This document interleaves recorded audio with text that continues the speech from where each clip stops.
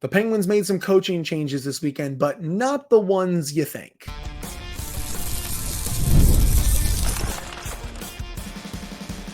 You're Locked On Penguins, your daily podcast on the Pittsburgh Penguins. Part of the Locked On Podcast Network, your team every day.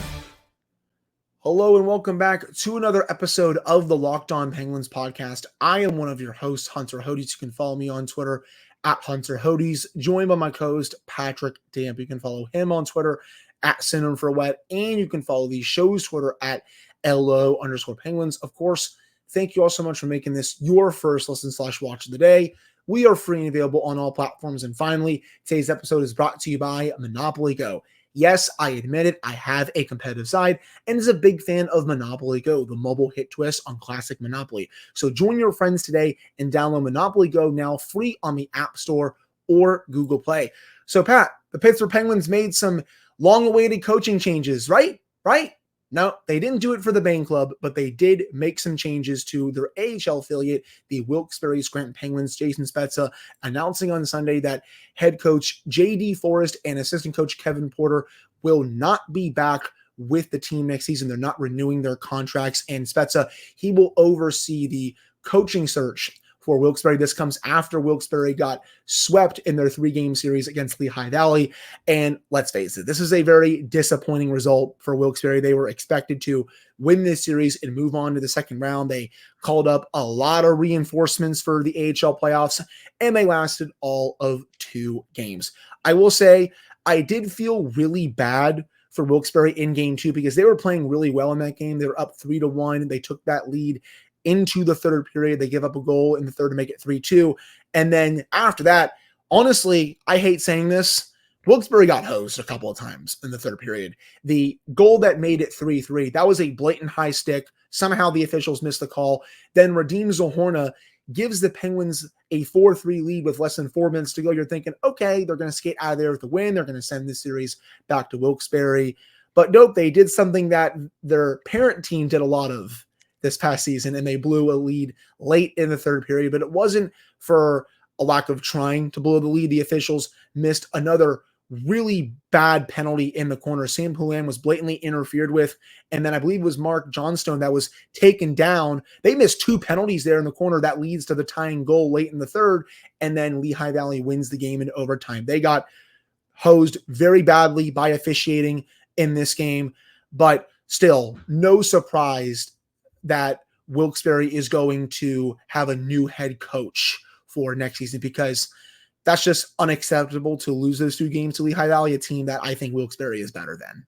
For sure. I mean, we talked about it on the show about how it looked a lot like the Rangers-Capitals matchup in the NHL, where you had a team in Lehigh who had a negative goal differential, really limped in, and then you had Wilkes-Barre who, while they weren't the top team in the AHL, they still had a very strong season and looked like a team that could go on a run in the Calder Cup playoffs. But alas, here they are outside of the playoffs after a 2-game sweep. And then I look at this from less of a results-oriented standpoint and more of an organizational standpoint. Forrest as well as Porter were Rutherford hires. Pittsburgh is one of the teams in the NHL that owns their AHL affiliate. So this is part of the Penguins organization. It's not an independent team that they contract to be their AHL affiliate. They are fully under the umbrella of the Penguins. So then you think about the timeline as well of Dubas being hired, Spezza being named AGM or whatever his official title is. I do believe it's AGM, but regardless, they didn't have a whole lot of time to make structural changes this last summer to the minor league system. So they just kept it in place. And now I think they're going to have more time this summer to really put their stamp on Wilkes-Barre, because you look at the way the NHL season for the Penguins ended last year. You have the upheaval in the front office. Kyle Dubas is a surprise hire because it looked like he was more than ready and willing to remain in Toronto. So he comes in at the last minute. There's only a few weeks prior to the NHL draft.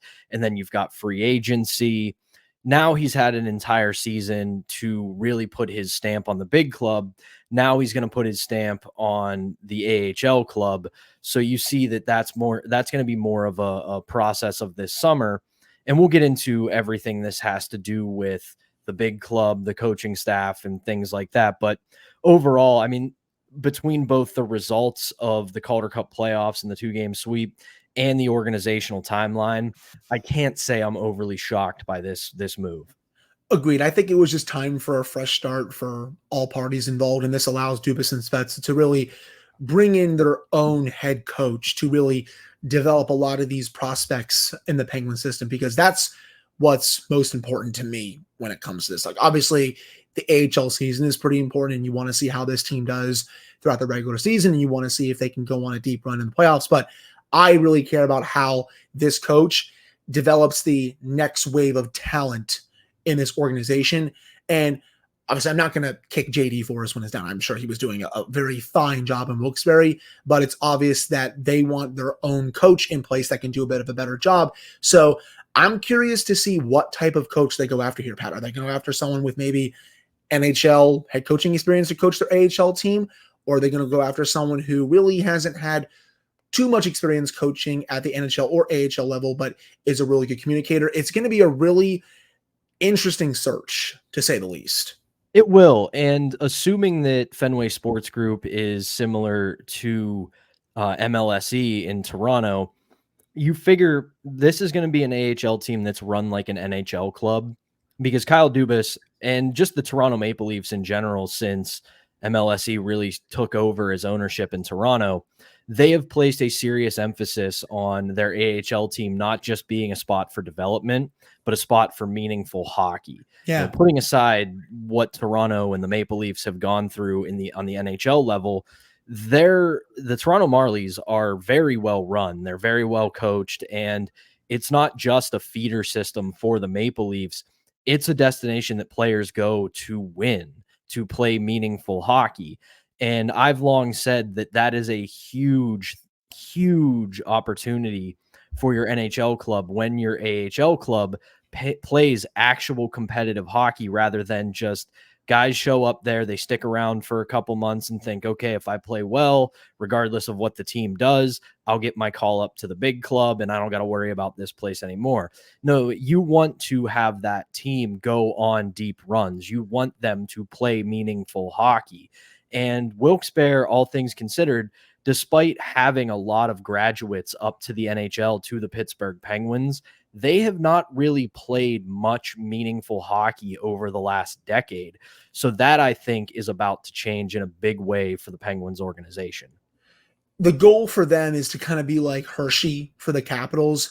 You know how I feel about the Capitals team. I don't really think they're that good, but look at the amount of players that have come up from Hershey to the NHL level that have played in very meaningful games down there. You know, Hendrix Lapierre, Connor McMichael, Miroshchenko. I can keep going if you want me to. They all played in those meaningful games just because Hershey has made deep playoff runs over the last couple of years, but that's been really missing with Wilkes-Barre. So I think it's similar in that regard, Pat, to be honest. And again, even though it's there have been all the memes, all the jokes and everything about Toronto and their curse and inability to win in the postseason, you look at a lot of the guys on their roster outside of Austin Matthews, Marner, Nylander, on and on. They cut their teeth at the AHL level with the Toronto Marlies. They went on a Calder Cup run and won the Calder Cup under Kyle Dubas's tutelage. And I understand the Calder Cup for us as NHL fans doesn't mean a whole heck of a lot, but you want those guys to get that meaningful hockey experience at the professional level. Sure, these guys win in college, in the junior level, or overseas, wherever they're from, but it's not the AHL. It's not the NHL. So you want them to have serious, meaningful hockey at the AHL level, and you want them to come up and understand it's the same standard here, just a lot higher. Agree, and I think that's where we're going to park the conversation. Coming up in the second segment, Pat and I are going to get into what this means for Mike Sullivan and the rest of his coaching staff with the big club. But before we get to that, we got to tell you all about FanDuel. It's playoff time in the NBA and NHL. Baseball's in full swing, and FanDuel is your place to bet on every game. Right now, new customers get $150 in bonus bets guaranteed. That's $150 win or lose. Bet on everything from slap shots to home runs to slam dunks, all on an app that is safe, secure, and super easy to use. What are you waiting for? Visit FanDuel.com/lockedon and make your first bet an automatic win. That's FanDuel, America's #1 sportsbook.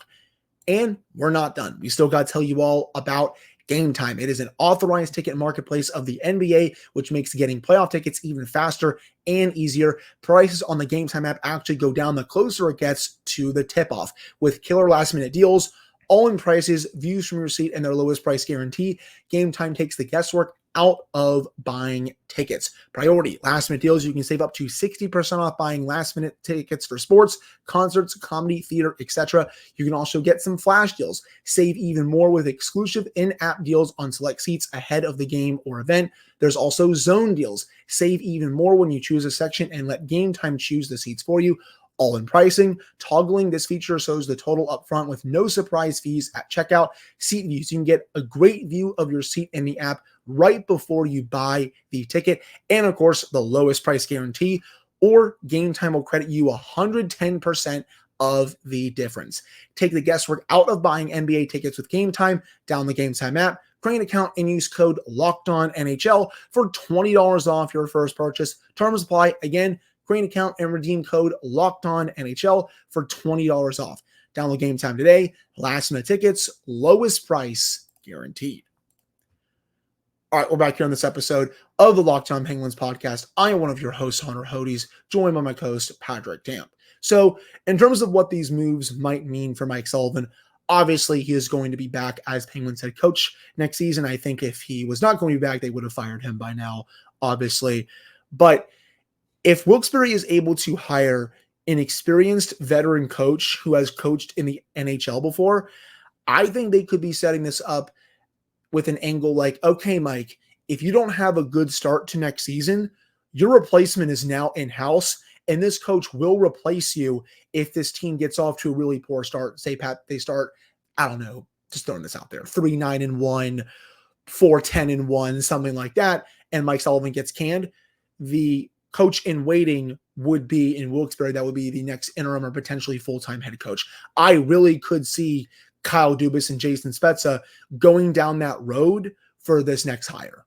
Yeah, I mean, we can let history be our guide, because you look at the Toronto Maple Leafs and you know that Mike Babcock was not Kyle Dubas's guy. He was brought in under Lou Lamoriello. Yep. Sorry, I blanked on that name real quick. How could I forget the one and only Lou Lamoriello? And he had Sheldon Keefe coaching the Toronto Marlies. And that is something I think we could see here. I don't know who they would get. I really hope it isn't Sheldon Keefe. I'm not a huge fan of Sheldon Keefe and his coaching style, but you figure they would go out and get somebody like that, to where, hey, listen, Mike Sullivan and Kyle Dubas may have a very cordial, very productive relationship, but Mike Sullivan isn't Kyle Dubas's guy. So he can maybe go get his guy and say, listen, we're going to put you in Wilkes-Barre.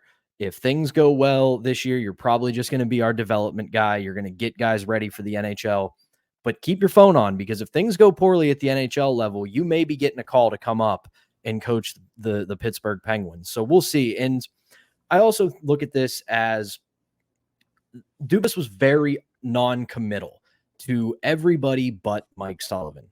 He didn't put a show of faith into the rest of the coaching staff. He put a show of faith into Mike Sullivan, but didn't really say much about everybody else. So I do think this is going to be a summer of a lot of staff moves where, yeah, Mike Sullivan's still going to be at the head of the table as the head coach of the Pittsburgh Penguins, but everybody else around him is likely to change.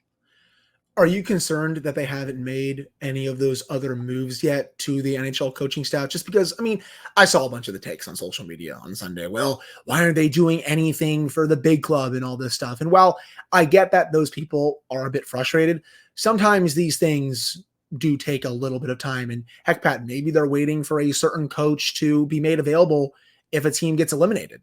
Well, and you beat me to that.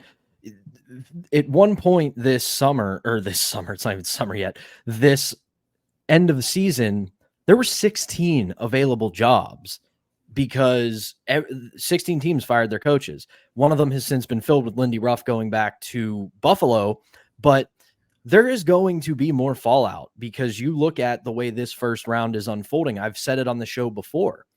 There are a lot of teams who had lofty expectations going into this Stanley Cup playoff, and they're inevitably not going to meet them because only one team wins the Stanley Cup. Now, there's going to be a couple teams that make it to the second and third round, and they're going to go, hey, listen, that's the best time where the best teams usually make it. So we're just going to make some changes on the margins. But Toronto's probably going to lose their series.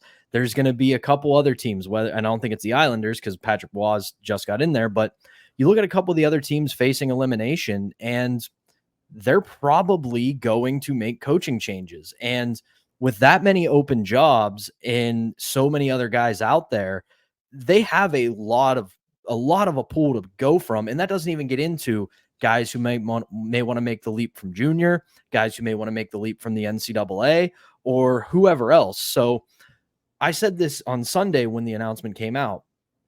One move doesn't preclude other moves. Just because they did this doesn't mean they're not going to do other things. We really forget how long the NHL offseason is. It's April 29th as we record this, and the first round's still not done. So we're going to have a long offseason. July 1st, yeah, it's going to get here before we know it, but there is a lot of things to do between now and then.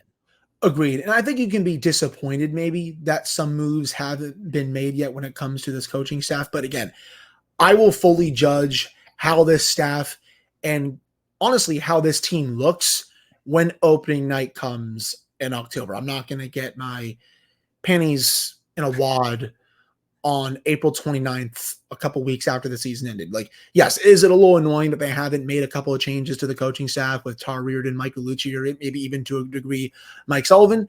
Sure, I understand that. But I also know that there are over 5 months left in the offseason. So everyone that's a little upset on social media, take a little bit of a chill pill. I'm not trying to be like the fan police, please. I don't want to be known as someone that does that. But hey, just take a little bit of a chill pill. It's going to be 85 degrees here in Pittsburgh today. I want to see what this team does throughout the entire offseason, especially, Pat, once the full season comes to an end. Well, and here's the thing, too.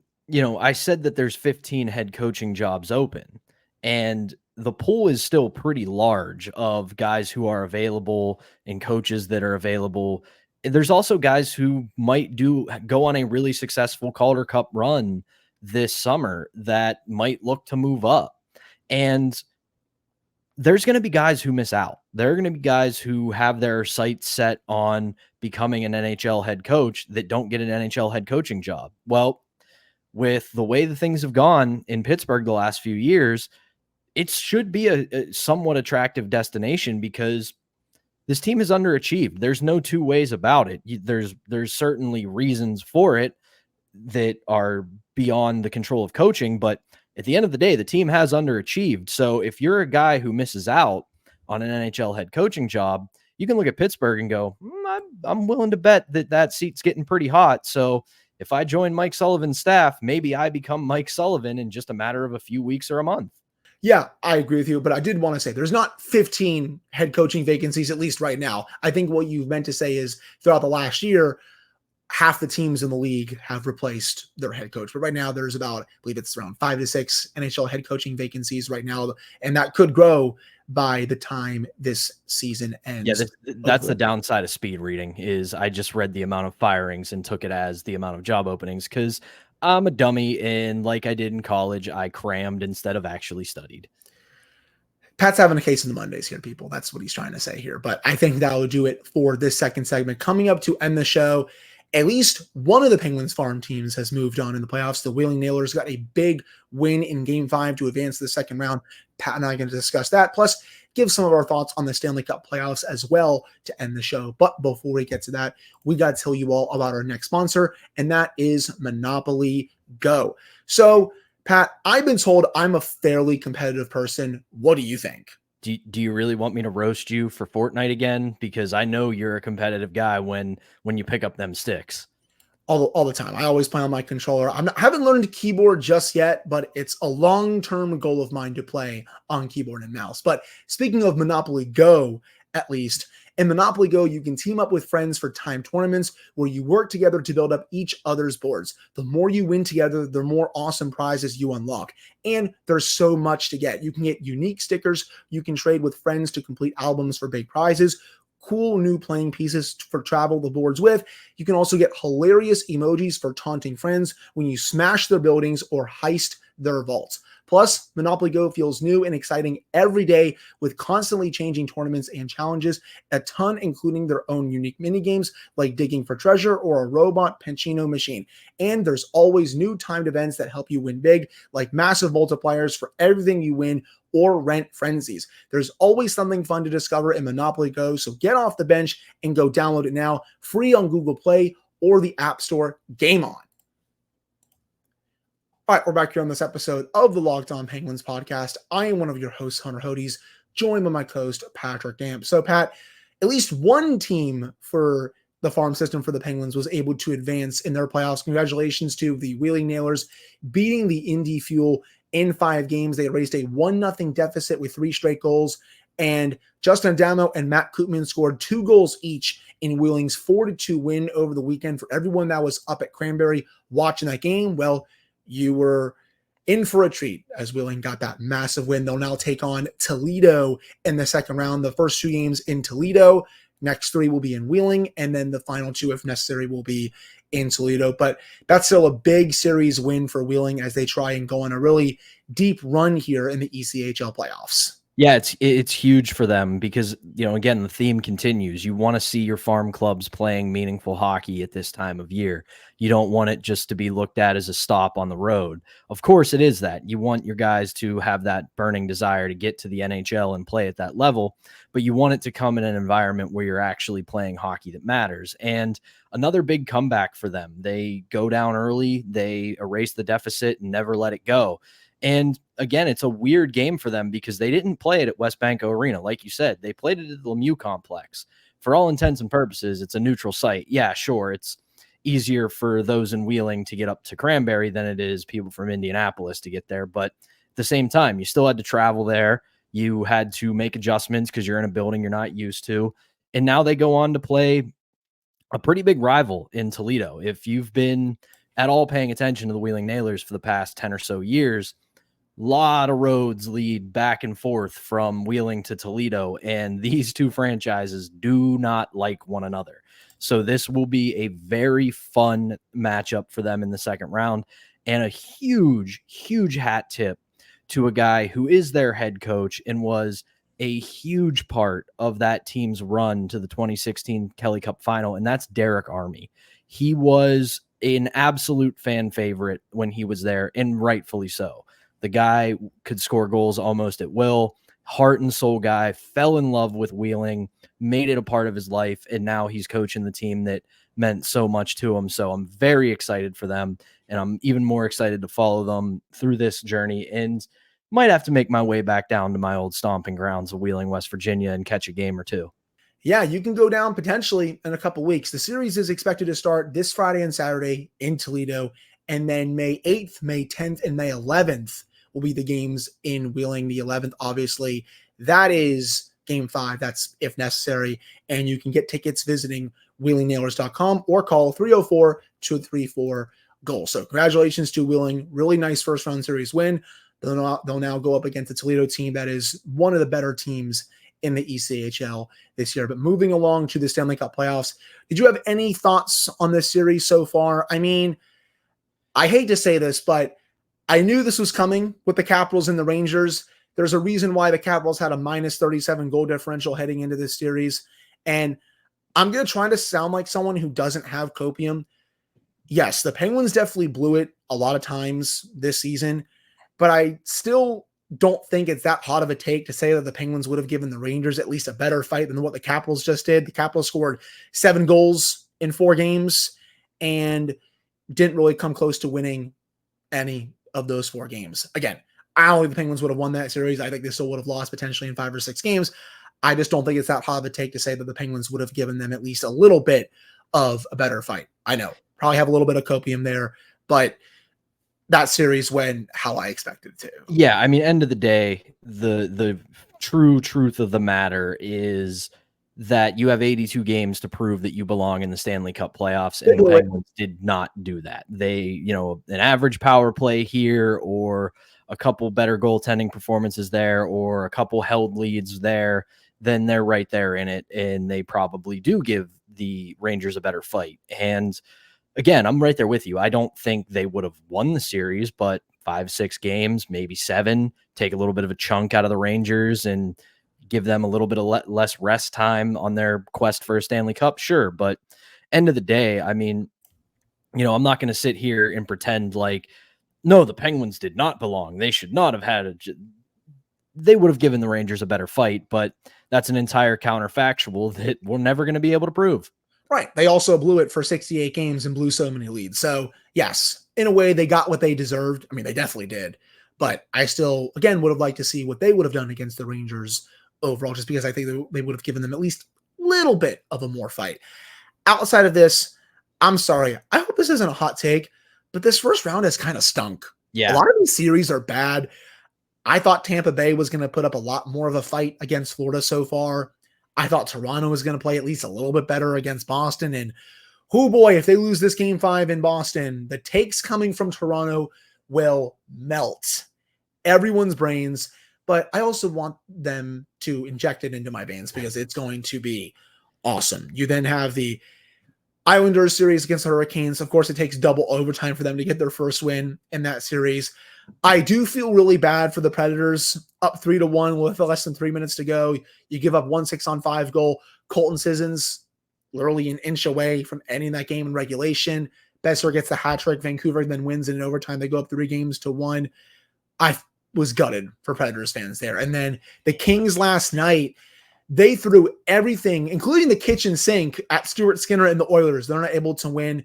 Oilers are now up 3-1. I very much need a Canucks-Oilers second round series. And then the other series with Colorado and Winnipeg, man, I definitely think Winnipeg is a great team, but there's nothing they can do when Makar and McKinnon go God mode like this. Even though Georgiev has not even been good in this series, when Makar and McKinnon play like this, it's lights out. Doesn't matter. They've made Connor Hellebuck, arguably the best goaltender in the league right now, look very mortal in that series. Yeah, I mean, just I'm with you on the first round kind of being it hasn't been great. You expect more. I really echo what you say about Tampa Bay and Florida. I expected Florida to win, even though I did predict that Tampa would win. I did say I would have no surprises if Florida came out on top. I expected way more of a fight out of them. As for Toronto, I said this to our pal Josh Yohe. It's not even that I'm so much surprised that Boston is up. I just expected so much more out of the Toronto Maple Leafs. The curse is there. The Maple Leafs are now the Capitals in the whole until they do it, they haven't done it kind of team. But I didn't expect them to look this poorly. I know that Boston has their number. I know Boston beat them up throughout the regular season, but I didn't expect it to be this bad. And then echoing what you said about Winnipeg, Colorado. I mean, Winnipeg's a great team, genuinely great team. And the problem is they ran into a greater team in Colorado. Once those stars on Colorado start humming, you just can't stop them. So yeah, it's been a tough first round. I mean, you expect more fireworks out of the first round, and we just really haven't gotten any. Agreed. And I will say, Dallas Vegas so far very much is living up to the hype. Dallas with a big time response in game 3. They're now down 2-1 heading into game 4 in Vegas. But last but not least, Pat, do you want to tell the listeners and watchers about SportsNet Pittsburgh's new deal for everyone? Yeah, we got a big new deal here from SportsNet Pittsburgh. If you're like me, don't have cable, don't have the streaming services that have SportsNet Pittsburgh, that is going to change, I believe, starting today.